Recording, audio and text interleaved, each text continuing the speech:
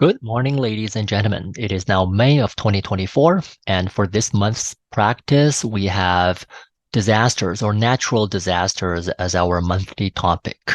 In this consecutive interpreting practice speech, I will talk about a big earthquake that is supposed to be coming our way.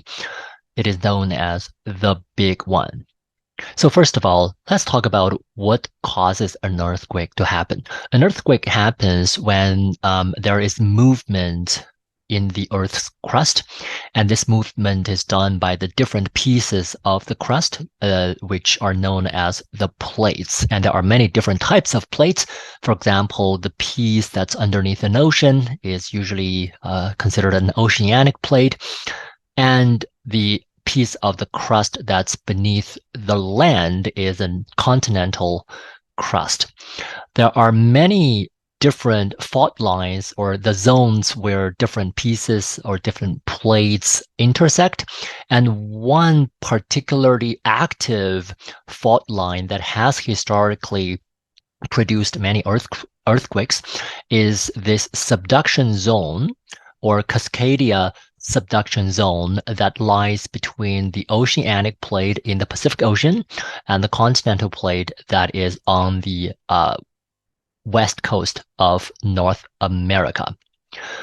What is a subduction zone anyway? A subduction zone is where the oceanic plate moves towards the continental plate and dives right underneath it. When there's too much tension that has to be released, bang, you have an earthquake. And this Cascadia Subduction Zone stretches from Northern California all the way up to Vancouver Island in Canada. So that's pretty much the states of California, Oregon, Washington, and then the province of British Columbia in Canada, that area. And we've known for a while that historically this particular zone has produced a big earthquake every 300 years or so, and that pattern has been repeating itself for thousands of years.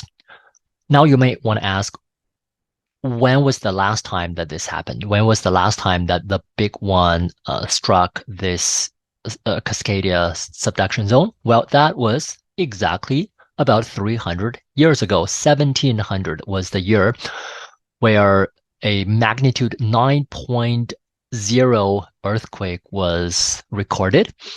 And interestingly, it was recorded not because we had modern equipment to measure and to detect the earthquake on the North American continent, but rather because geologists look back at records in Japan, which showed that on January 26th, 1700, there was a tsunami that struck the shore of Japan. This tsunami supposedly would have traveled all the way from Pacific Northwest across the Pacific Ocean to hit the shore of Japan.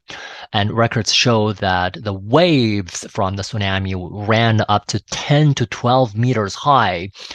As you can imagine, it was hugely devastating even for Japan after traveling thousands of miles across the ocean.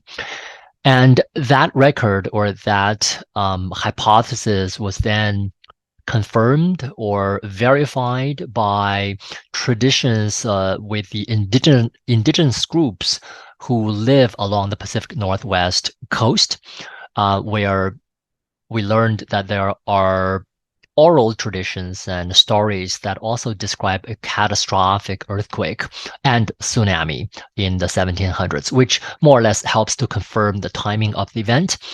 And that's how we know that tension most likely has been building up for the past 300 years or so.